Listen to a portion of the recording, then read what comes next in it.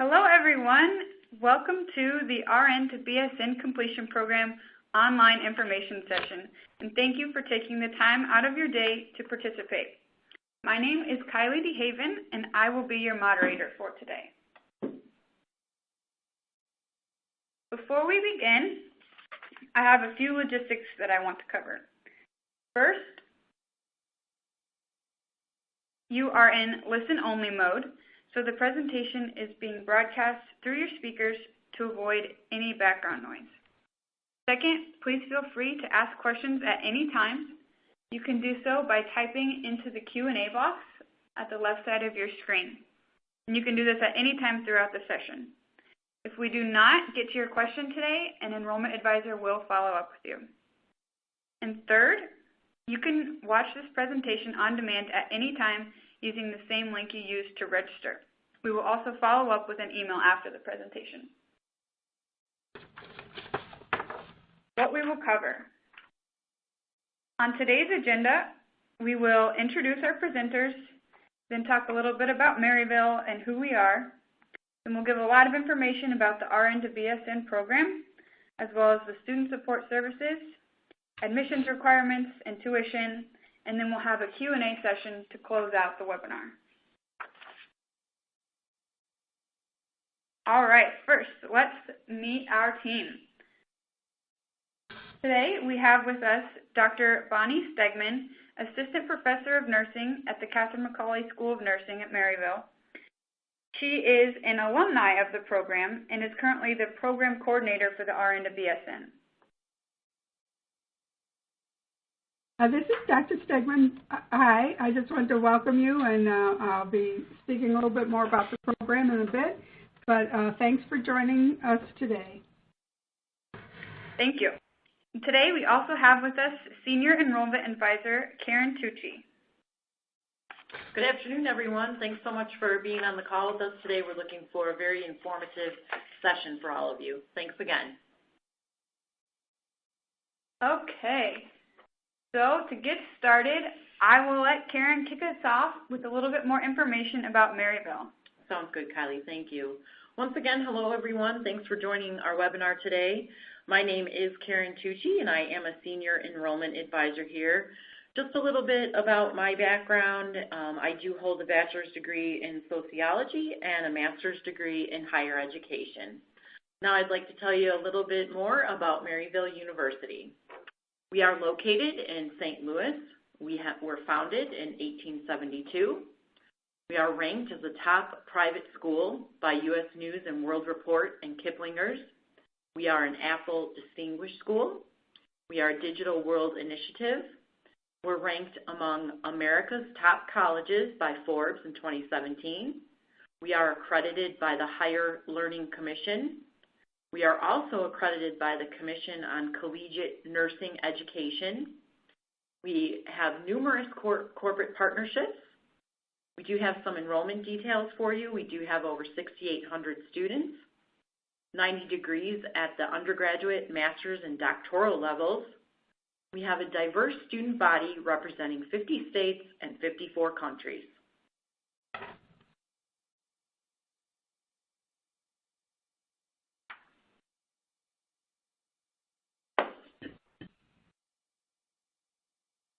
Okay, and now we will kick it over to Dr. Stegman to talk more about the RN to BSN program. Hi, this is Dr. Bonnie Stegman, and I just wanted to let you know a little bit, too, about my background. As was said earlier, I am an alum of the RN-BSN program. I was participated in it when it was in the weekend evening college, so it was in the classroom every other weekend, which worked well. As a nurse, you know, you worked weekends, so you were off every other weekend. So when I was off, I was able to continue my education. And it was in an off-campus site, which was right down the street from where I worked.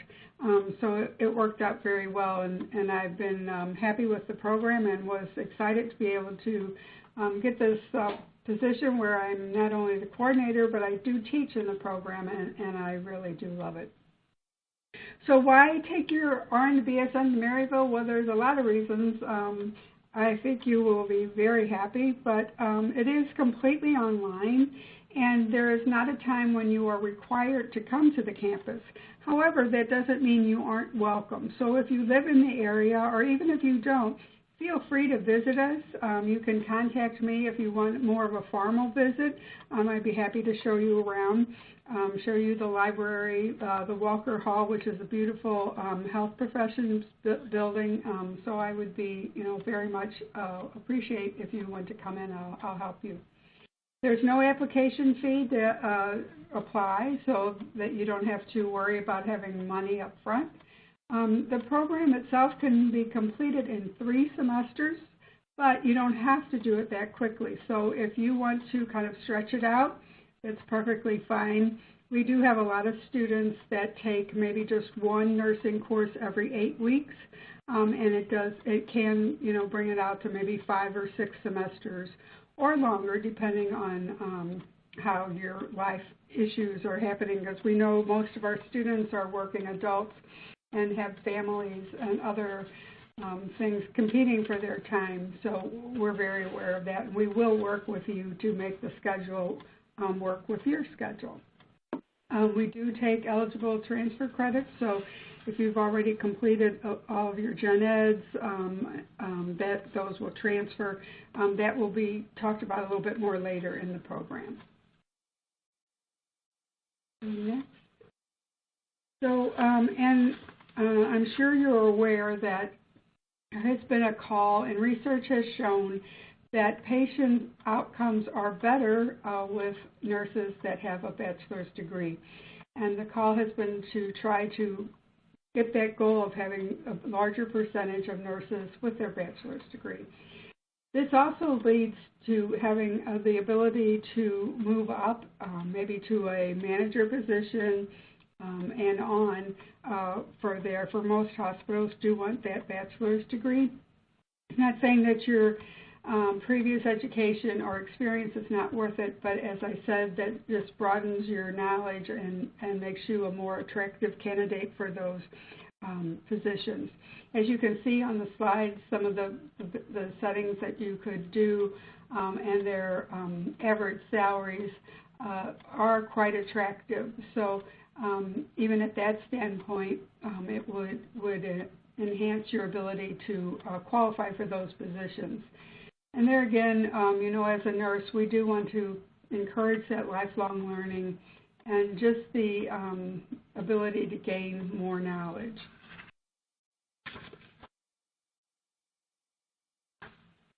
So just a little bit about what the program looks like, and we'll talk in more detail later, but right now, as I said, our philosophy of the program is that most of you will be working adults. Sometimes with those families, you're working toward increasing your knowledge and maybe to move into a new or expanded role. So this program is designed for those of you that have either an associate or diploma and are registered nurses. So you do have to have a nursing license. You have to be currently licensed to take this program. During the program, you will work with expert faculty on research, and you will complete a public health capstone project, and I'll talk a little bit about that more later. But the important point here is that faculty in this program are all very active in their practices and in teaching and want to make sure that you succeed. You can immediately apply everything that you're learning to your work challenges, work-related challenges. So in your practice, all of these principles will translate right away. I do teach leadership, and so a lot of those practices are very, assignments are very connected to what you're doing at work. We will have classes that will help you with your assessment skills, your patient assessment skills. We realize that you are working nurses, and so you are doing patient assessments, but these are just kind of brush up and enhancing those skills. And I think you will like our individual assessment course, which has some really good online concept labs, which help you with breath sounds, heart sounds, and those kinds of things. Again, like I said, all the faculty are very experienced, and some of them are still even practicing currently in different areas at hospitals and in other facilities. We are committed to your success, and so we want to make sure that you are successful, and we'll help you to facilitate your learning. We want you to succeed.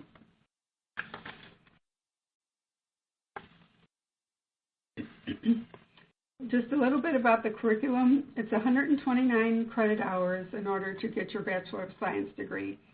When we validate that you have your current RN license, you are immediately awarded 40 credit hours. So that's a good chunk right there. There's 25 credit hours in nursing courses that you need to take. There's 64 credits of non-nursing courses. Now, a lot of those you'll probably already have. Most students come in with most of those because of being in an associate's or a diploma program. So you've already completed those hours, and like I said, we will evaluate your transcripts and make sure we transfer as much as we can into that area. I think we'll talk a little bit more about that later. One thing is that the last 30 credits that you take must be at Maryville, so you have 25 hours in the nursing courses that you will be taking, which leaves another 5 credits. And typically what most students do, they may need a humanities or a stats course, if you take those 2 courses here, that will qualify. But there aren't specific courses that you need to take for those 2 hours, and you will get an individualized plan, and talk more about that later.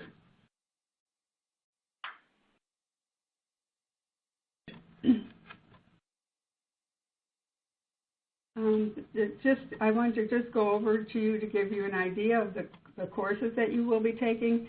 If you look on here, the 307 Transition to Professional Nursing, that is your first nursing course that you would take. It is a prerequisite or co-requisite to all of the other courses. So you could either take that by itself, or you could, perhaps a lot of our students take the transitions and either the individual or family assessment at the same time as a co-requisite, or you could take it later on. But you do have to have 307 as your first nursing course.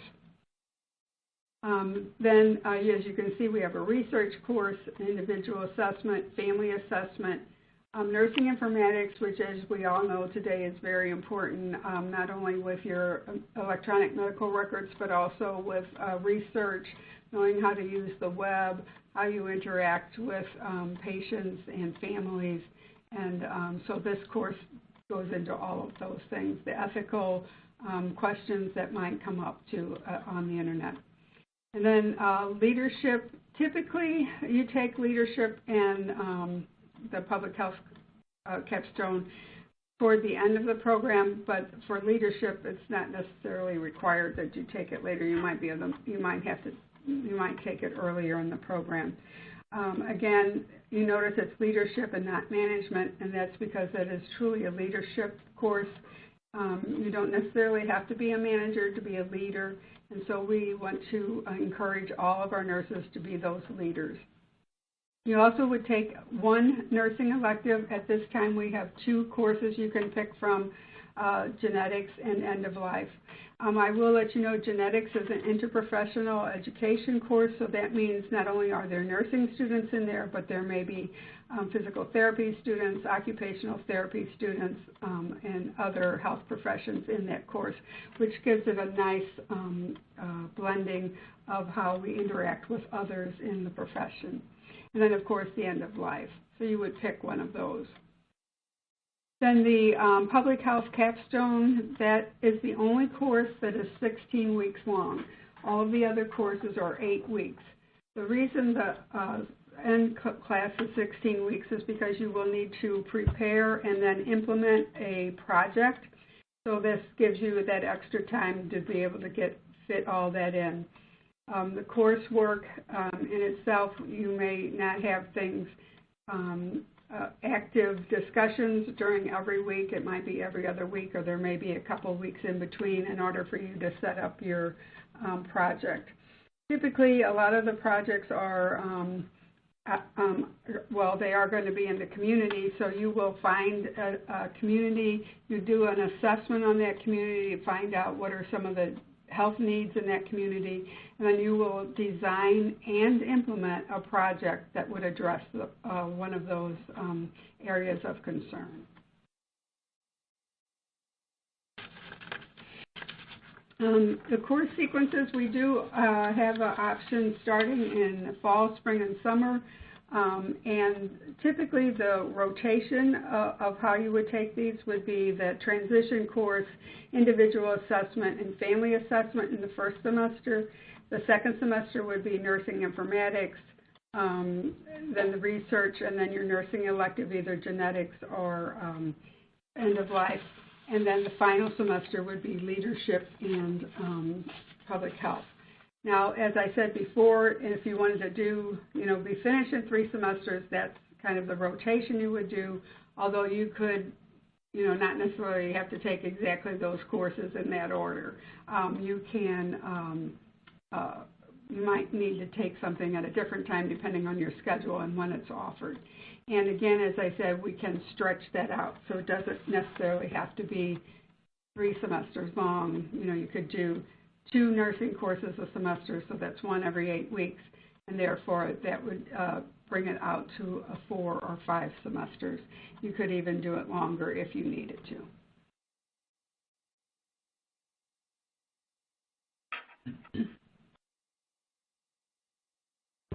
Okay. Thank you so much, Dr. Stegman, for all of that information. We're going to pass it back to Karen to talk a little bit more about the online learning experience. Thank you. The Maryville online learning experience, we try to make it very easy for everyone. There are engaging interactive experiences. Small class sizes allow for networking and development of relationships with fellow students and distinguished faculty. It's fully asynchronous learning environment, which offers flexibility for working professionals. The program is available to you 24 hours a day, 7 days a week to log in at any time. We adapt to your personal schedule within structured timelines. The access is definitely at your convenience. There is a learning management system. The course information is at your fingertips at all times. There are flexible options for mobile learning, meaning that you can view the course content from any device.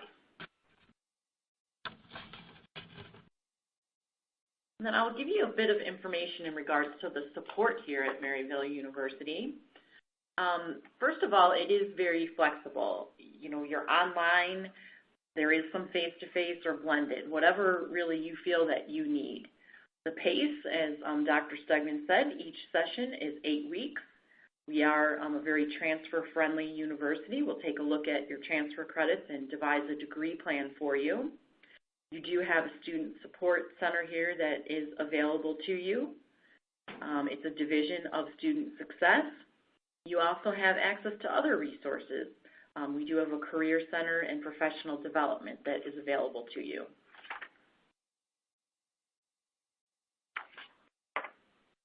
In order to apply to the program, I'll go over some of the admissions requirements. You do need to complete an online application, and that online application is free. There is no fee to apply. It'll take you about 10 to 15 minutes to fill it out.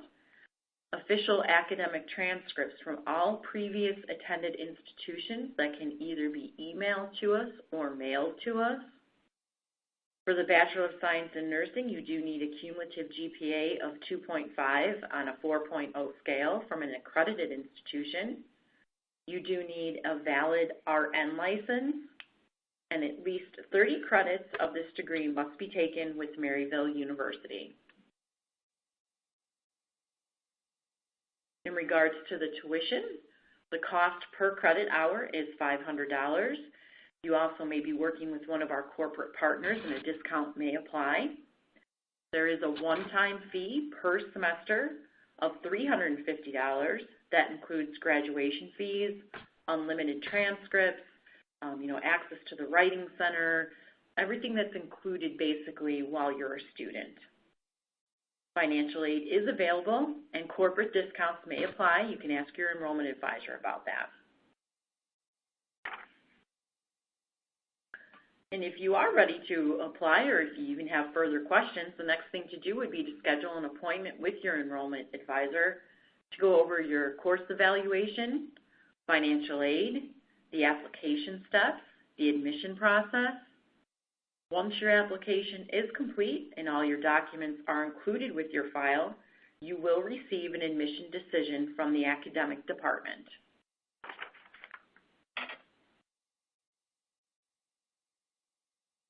Okay, thank you so much, Dr. Stegman and Karen.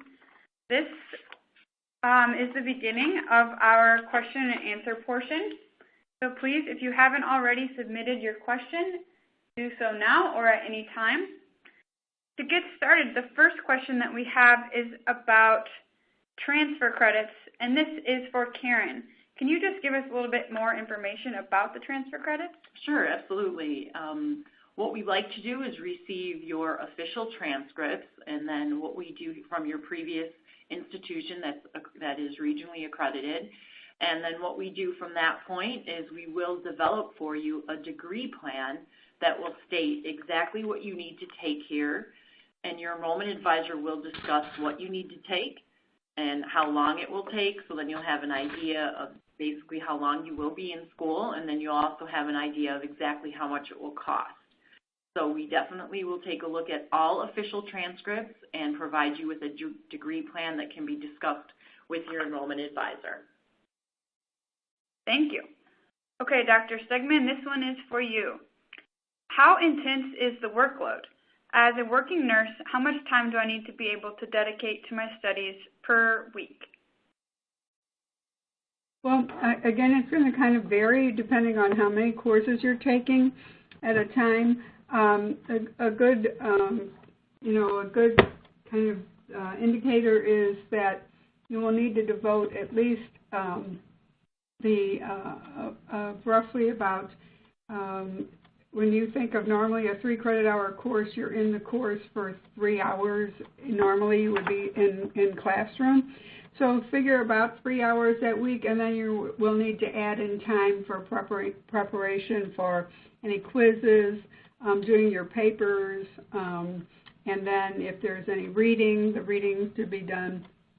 So, it's going to kind of depend on your schedule, but one thing that's really nice about this is that for the most part, the only time requirements are that you will have specific due dates for things, but you won't be physically have to be somewhere, so that 3 hours or 6 hours, depending on how long you're doing, maybe 10 hours, will be over when you can do it. So you can break it up in chunks, and you can make sure that you're getting your work done, but again, it's going to be on your time frame.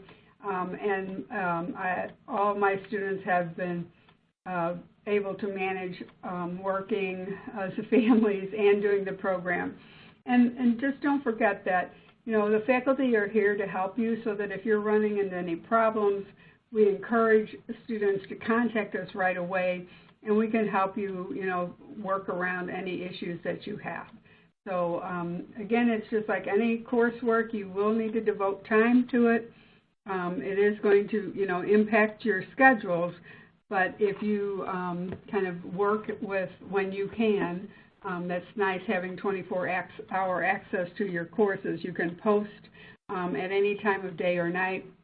I have students that do their work at 1 or 2 o'clock in the morning. Some students work those night shifts, so they might have a break and be able to get on the discussion board and do their discussion at that time. So it's very flexible. So yes, you will have to put in some work and some hours, but it is very manageable. Okay, thank you so much for that response. For this next question, we will go to Karen. Do I need to come to campus for any reason? That's a great question. No, you do not need to come to campus, although we definitely would welcome you if you'd like to, come by, and you can even go for a tour. But one of the best reasons to come to campus is for graduation. So keep that in mind, that we'd love to see you at graduation. Obviously, you can bring friends and family, and that's what you've worked so hard for. So it would be great if we could see you at graduation. But to answer your question, no, there is no reason that you have to come to campus. Okay. This next question is for Dr. Stegman. How often do students have live dialogue with instructors? That varies from instructor to instructor. Typically, we work with you. Initially, when we started the program, we scheduled kind of live office hours where we would have a video chat. But it didn't work very well because students had so many schedule differences. And so it ended up being a recorded session for a lot of people, and that wasn't the intent of that. Some instructors do schedule those hours for you to do live chats. I like to reach out to my students and see what their preference is. A lot of my students, we communicate via email, messaging in Canvas, or by phone. Some students do come in to the campus, and we chat in my office. Those are students that live locally, and so it's convenient for them. But yes, we can set up those live video chats where we all see each other and we can talk to each other, and that works very well. I have set those up too. But again, sometimes that's a timing issue for everyone, doesn't able to do that. So sometimes people will set up that window where at any time during, say, an hour or two, you can jump in and do a chat, live video chat. And again, email works, phone calls work, visiting the campus works. And I do offer my cell phone if people have an emergency they need to talk about. You could also text me. So that's going to depend on each individual faculty member, but we do always offer multiple ways of communication because that's so important to keep that dialogue going, especially to know what you're dealing with and what issues you're having and what kind of problems we need to help you with. Thank you so much, Dr. Stegman. Okay, for the next question, we'll go to Karen. The question is, can I get electronic versions of my textbooks? Yeah, that's a great question. Some books, yes, you most likely will be able to get electronic versions. Otherwise, you can order them, from our Maryville bookstore. You also could order them from Amazon, or there's another website called Chegg.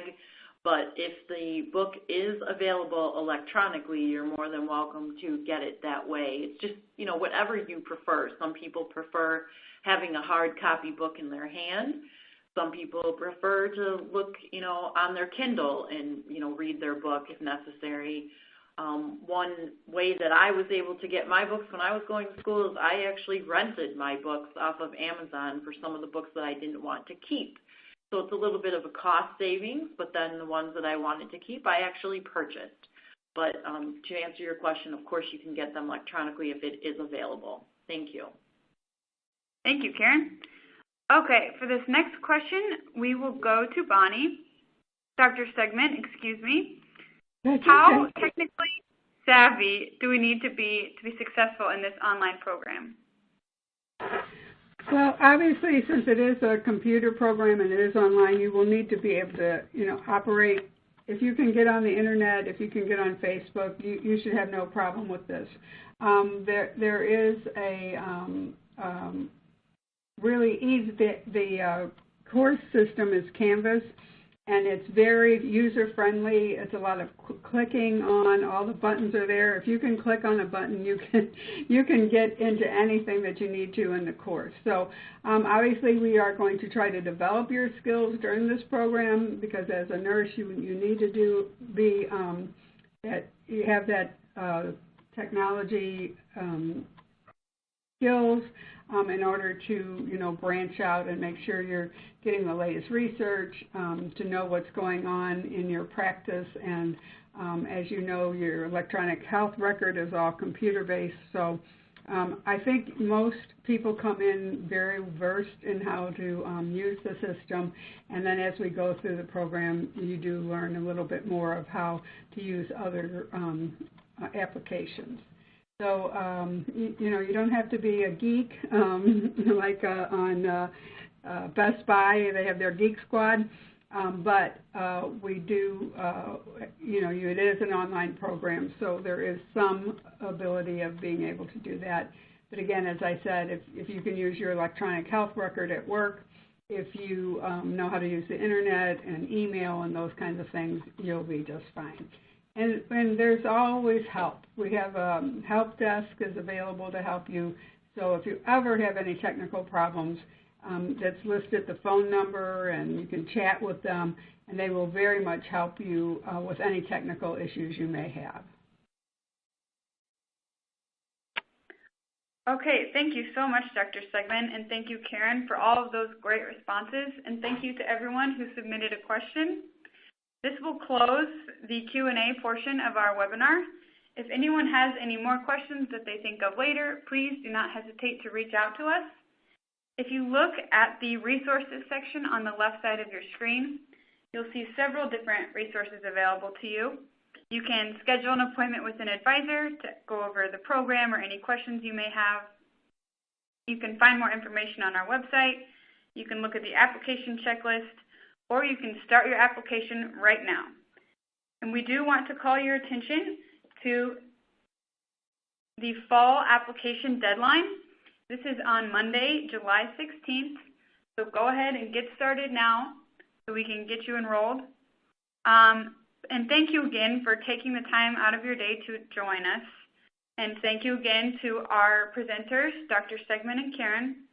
We hope that you found this webinar useful, and we look forward to speaking to you soon. Have a great day, everyone.